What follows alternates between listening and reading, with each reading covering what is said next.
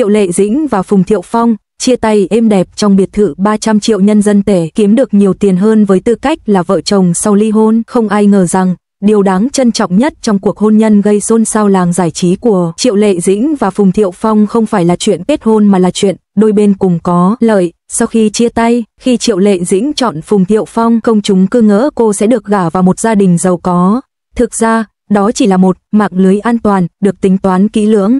Với khối tài sản hàng tỷ đô la từ ngành dệt may và sự sẵn lòng làm việc hậu trường để hỗ trợ gia đình, đây dường như là giải pháp hoàn hảo cho một người phụ nữ sự nghiệp.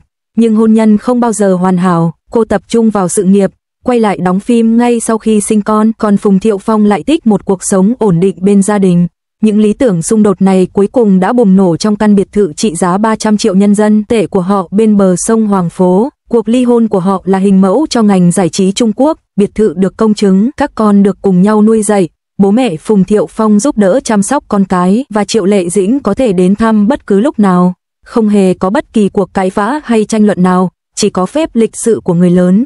Nhưng điều đáng chú ý hơn nữa là cặp đôi không chia tách hãng phim do ly hôn. Thay vào đó, họ đã cùng nhau đầu tư vào 2 bộ phim truyền hình hạng S vào năm 2023, kiếm được nhiều tiền hơn cả khi họ còn chung sống. Tuyệt vời hơn cả, gương mặt trẻ mãi không già của Phùng Thiệu Phong đã trở thành biểu tượng của công ty, giúp tăng 30% lượng hợp đồng quảng cáo. Nhìn lại, Triệu Lệ Dĩnh không chọn nhầm người, mà là chọn sai thời điểm. 3 năm trước anh vẫn đang trên đà thăng tiến, quá bận rộn để chăm sóc gia đình. 3 năm sau, anh có thể đã hoàn toàn rút lui vào hậu trường, giá trị thương mại đã mất.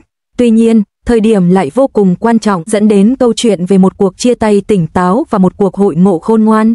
Hóa ra hôn nhân trong ngành giải trí không bao giờ là chuyện cổ tích mà giống như một mối quan hệ hợp tác kinh doanh thực sự. Mối quan hệ có kết thúc hay không cũng không quan trọng, miễn là lợi ích vẫn còn và cấu trúc được duy trì, lợi nhuận vẫn có thể được chia sẻ với nụ cười trên môi sau khi chia tay. Đây chính là cấp độ cao nhất của một mối quan hệ trưởng thành. Chênh lệch lớn sau ly hôn, Triệu Lệ Dĩnh nỗ lực trở lại làm việc dù bị thương. Phùng Thiệu Phong chỉ nói cô ấy đang đau khổ. Sau khi ly hôn, Triệu Lệ Dĩnh một mình gánh vác những khó khăn của việc làm mẹ, quay phim dù bị thương nhưng vẫn cố gắng giảm nhẹ tình hình.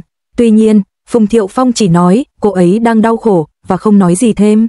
Sự sáng suốt và kiên cường của cô đã khiến cuộc hôn nhân của họ kết thúc một cách nhẹ nhõm hơn. Là tiếc nuối, nói về tần suất gặp gỡ của các cặp đôi nổi tiếng, hầu hết các cặp đôi thành thị vẫn có thể gặp nhau 2 lần một tuần, nhưng các mối quan hệ trong ngành giải trí dường như bị ảnh hưởng bởi sự thất vọng khi phải xa nhau. Nhưng điều đau lòng hơn cả mối quan hệ xa cách của họ là hoàn cảnh hoàn toàn khác biệt sau khi ly hôn. Cái kết của cuộc hôn nhân giữa Triệu Lệ Dĩnh và Phùng Thiệu Phong vẫn còn đọng lại sâu sắc trong lòng nhiều người. Khi tin tức ly hôn nổ ra, cả thế giới xôn xao và Triệu Lệ Dĩnh chắc chắn là người bị ảnh hưởng nặng nề nhất. Sau khi trở lại, cô thường bị chỉ trích vì trông khác lạ trước ống kính và một số người thậm chí còn nghi ngờ sự thiếu cảm xúc của cô trong bất kỳ vai diễn nào.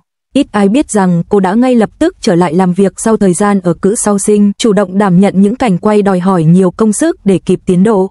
Cô không chỉ phải đối mặt với cảm giác tội lỗi khi phải xa con trai mà còn phải chịu đựng sự bất bình của mẹ chồng. Cô một mình gánh chịu những khó khăn của một người mẹ đi làm, thậm chí còn coi nhẹ việc mình phải quay phim với những chấn thương. Ngược lại, sự nghiệp và cuộc sống cá nhân của Phùng Thiệu Phong hầu như không bị ảnh hưởng sau khi ly hôn, ngoại trừ việc anh phải gánh thêm vai trò người cha. Ngay cả những lời chỉ trích ban đầu cũng nhanh chóng bị lu mờ bởi những diễn biến mới. Đau lòng hơn nữa, có tin đồn rằng cuộc ly hôn của họ là do mẹ Phùng gian xếp. Khi được hỏi trong buổi tập thể hình đầu tiên rằng anh có muốn hàn gắn không, anh chỉ nói tôi đã làm cô ấy đau khổ, không đưa ra lời bào chữa hay cố gắng thuyết phục cô ở lại.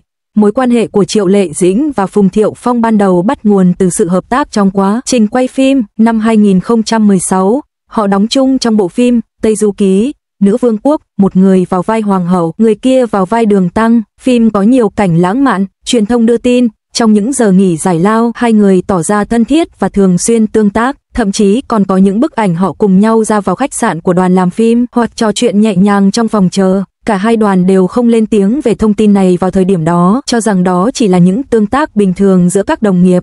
Chính sự hợp tác sau đó của họ trong bộ phim cổ trang Minh Lan Chuyện đã thực sự hé lộ mối quan hệ của họ. Quá trình quay phim kéo dài gần 6 tháng với cặp đôi chính là Minh Lan của Triệu Lệ Dĩnh và Nhị Thúc của Phùng Thiệu Phong. Câu chuyện của họ, từ khi gặp gỡ đến khi về chung một nhà, đã lay động biết bao khán giả. Một thành viên đoàn phim tiết lộ rằng trong quá trình quay phim, Họ có sự ăn ý tuyệt vời, cùng nhau thảo luận chi tiết kịch bản và thậm chí còn chia sẻ những câu chuyện đời thường. Ví dụ, Triệu Lệ Dĩnh sẽ mang đặc sản quê nhà đến cho Phùng Thiệu Phong, còn Phùng Thiệu Phong sẽ hỗ trợ điều phối ánh sáng trong các cảnh quay buổi tối của Triệu Lệ Dĩnh. Những chi tiết này đã làm dấy lên đồn đoán về mối quan hệ của họ, nhưng không có bằng chứng xác thực. Mọi đồn đoán bất ngờ được xác nhận vào đúng sinh nhật lần thứ 31 của Triệu Lệ Dĩnh. Khoảng trưa hôm đó, cô và Phùng Thiệu Phong đồng loạt đăng ảnh chụp cùng một giấy chứng nhận kết hôn lên mạng xã hội của mỗi người. Bìa giấy đỏ hiện rõ trong ảnh, kèm theo dòng chú thích của Phùng Thiệu Phong: anh có biết không? Anh có biết không? Chắc là một gia đình 3 người. Câu nói này vừa ám chỉ sự hợp tác của họ trong bộ phim Ăn Khách. Anh có biết không? Vừa ám chỉ khả năng Triệu Lệ Dĩnh đang mang thai. Tin tức lan truyền, mạng xã hội lập tức xôn xao. Máy chủ Weibo bị chậm do lượng người truy cập đột ngột tăng vọt.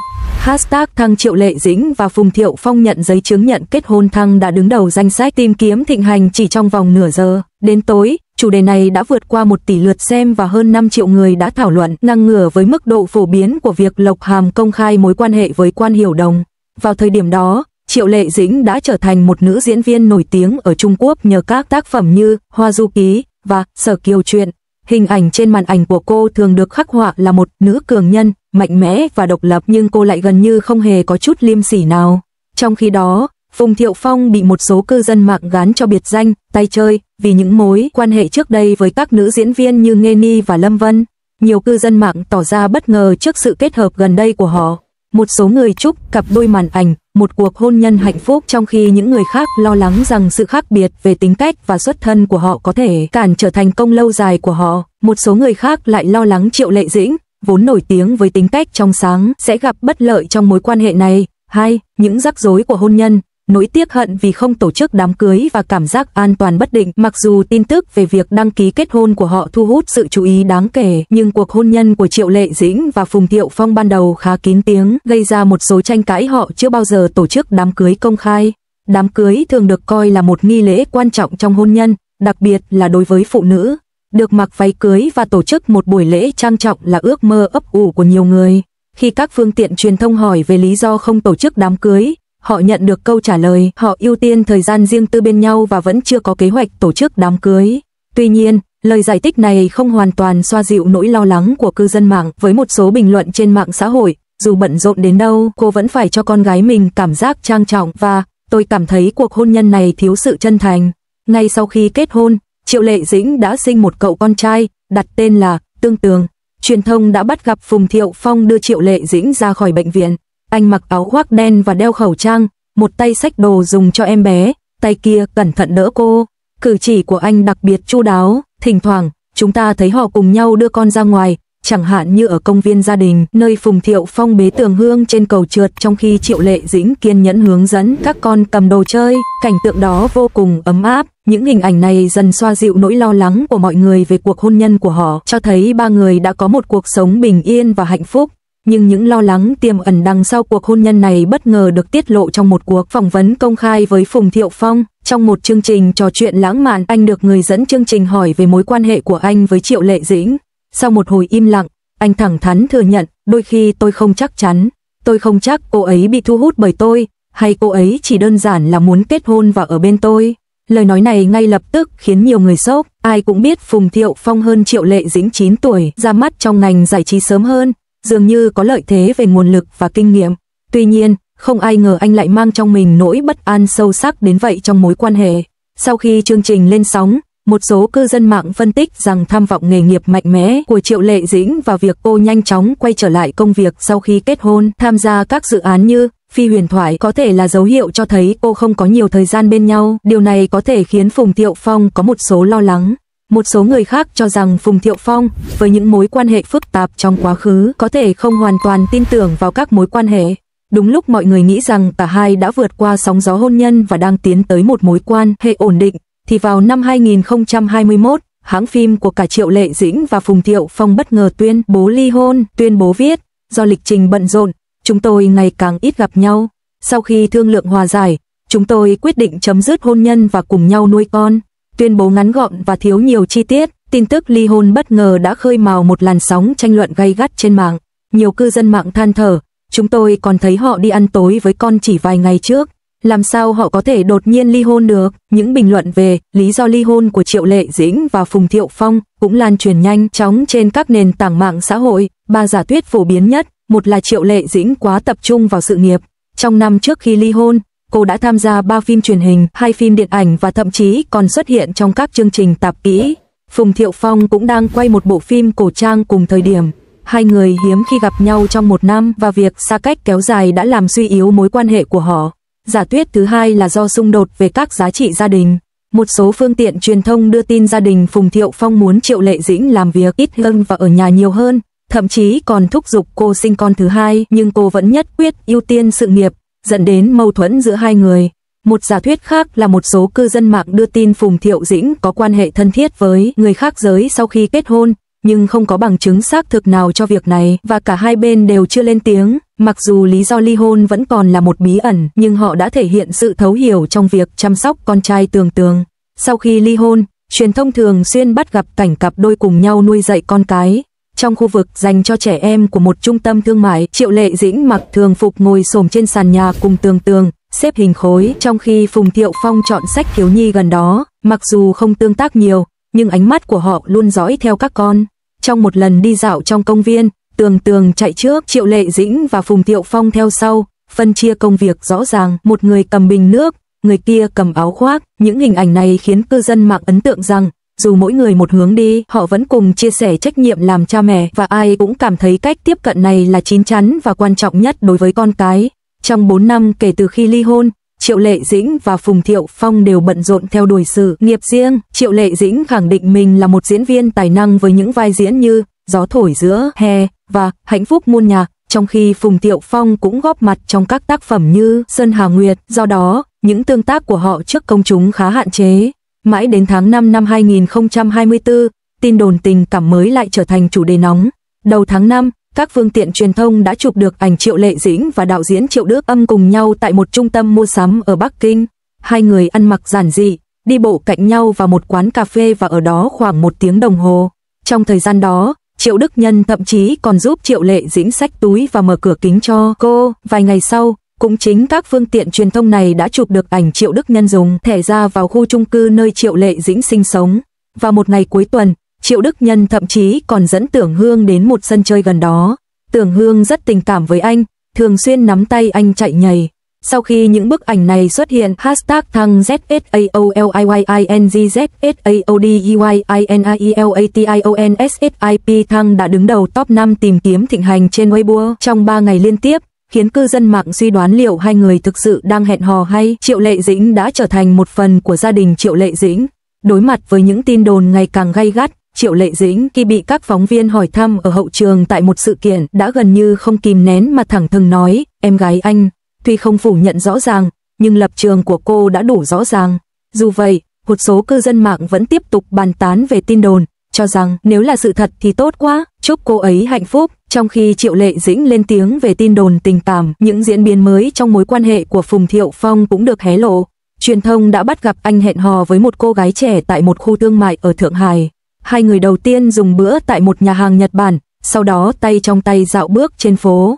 Phùng Thiệu Phong cũng được nhìn thấy đang âu yếm giúp cô gái này chải tóc, không hề né tránh ống kính. Sau đó, cư dân mạng khi xem xét kỹ lưỡng các chi tiết như trang phục và vóc dáng của cô, đã phát hiện ra người phụ nữ đó chính là Chu Lâm Giai, một nữ diễn viên tốt nghiệp Học viện Hí kịch Trung ương.